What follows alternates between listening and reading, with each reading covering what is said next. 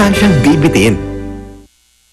Sa pulang hirap, misyong totoo ang naglalang hirap. Ang saya-saya.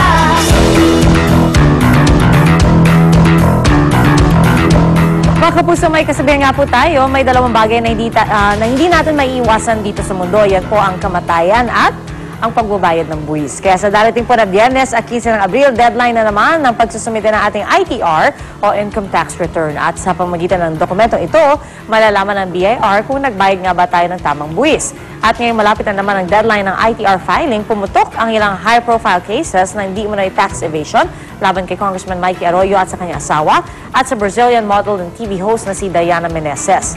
Ang kaso po ng tax evasion ating bubusisiin kasama ang ating kapuso sa batas. Walang iba kundi si Attorney Gabby Concepcion. Good morning, Attorney. Good morning din sa iyo, Pia. Siyempre, marami dyan nangangarag ngayon.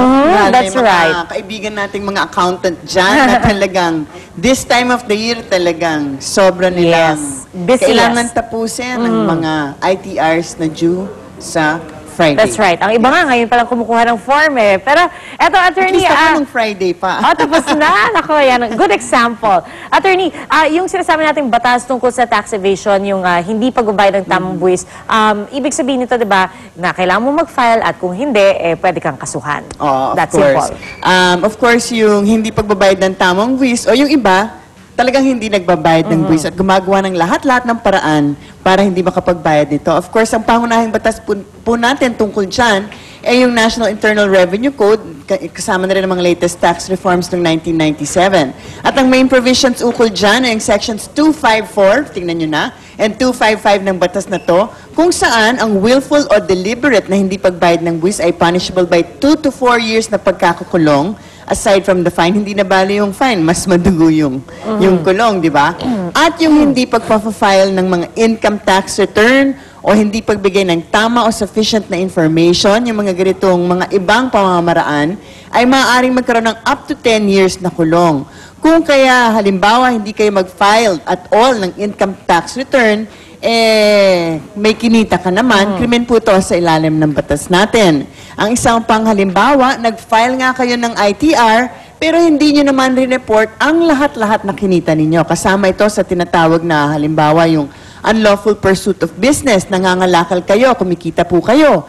Pero hindi naman po kayo nag-i-issue ng receipts. So, yung kinita nyo, hindi nyo pinartihan yung pamahalaan ng nararapat para sa ito. Attorney, ito nga recently, parang may mga big tax evasion cases na final yung BIR.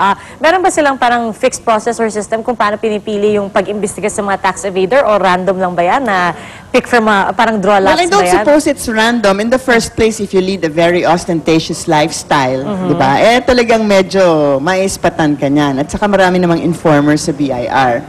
So, pero dahan-dahan po kayo kasi maraming pamamaraan na maaaring gamitin ng BIR na madali kayong mahuhuli. Halimbawa, yung mga public official at politiko na required mag-file ng Statement of Assets and Liabilities. Ang gagawin lamang ng BIR dyan, kukumpara nila yung Statement of Assets and Liabilities dun sa mga nakatala doon at mga investments at ikukumpara dun sa mga dineclare nyong income dun sa mga ITR.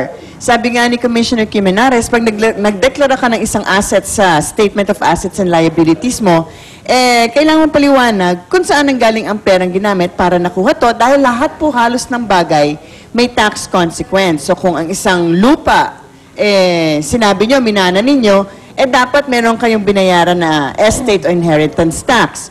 Kung sabihin yung ang lupa na to ay isang regalo, dapat may donor's tax. Kung pera ay kinita, dapat may binayaran kayong income tax. So, katulad nga nung isang public official na naging YouTube sensation dahil dito, yun nga ang naging problema, di ba? Hindi nagtutugma ang Statement of Assets and Liabilities sa supposed income, especially public official siya. Sa kaso naman ng mga artista, halimbawa, kung nagiging endorser sila para sa isang kumpanya at binayaran sila at nagdeklara ng VAT payment, hahanapin ng, idedeklara kasi yan ng kumpanya So, madaling ma-match ng BIR kasi nagdeklara yung kumpanya, titingnan nila, sino bang binayaran ito? Kailangan nakareflect din dun sa binayaran. Kaya marami ding nahuhuli. So, kailangan mag-ingat talaga. At parang, di ba, attorney, yung informants ng BIR, kung wala naman palang, kung yung lead nila ay walang patutunguhan or kung maling information, binabalikan din sila, di ba? Pwede silang kasuhan for giving the false information? Hindi rin naman unless it's really malicious or talagang it's a form of harassment. Pero palagay ko, medyo yung mga gustong magbigay ng impormasyon, of course, kung meron namang impormasyon to back it up, bakit hindi? Kasi nga, yung mga reminders lang po natin, wag po nating maliitin o ibaliwala ang pag-file ng ITR, wag natin itanggal sa isipan natin at mag-rely, halimbawa sa inyong asawa, or sa accountant ninyo, or kung sino-sinong tao. Kasi kung minsan, ang ultimate responsibility nasa sa inyo. Hindi po yan sasabihin nyo, hindi kasi yung asawa ko, siya dapat nag-file yan. Hindi. Dapat titingnan nyo rin, kasi in the end, sabi nga sa isang kaso, yung asawa, sabi niya, yung husband ko nag-file hindi rin. Sabi ng Supreme Court, isang responsibilidad na napakalaki ang pagbabayad ng buwis, hindi yon excuse para sabihin, I didn't know and I should not be responsible. Dapat po responsible po tayong lahat.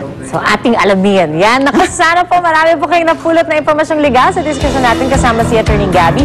Thank you so much ulit, Attorney Gabby. Of course, as always, thank you very much also. And let's follow Attorney Gabby's example. Mag-file na ng ating ITR. Paano nating pila, di ba? Oo, tama.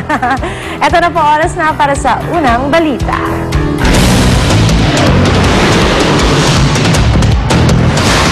Ang mga unang balita sa umagang ito. Pagbagsak ng isang eroplano sa loob mismo ng Camp John Hay sa Baguio City na ikinasawi ng 2 tao at ikinasugat ng 4 na iba pa. Iniimbestigahan na. Ilang residente na malapit sa Taal Volcano kusang lumikas matapos tumaas ang carbon dioxide level ng bulkan.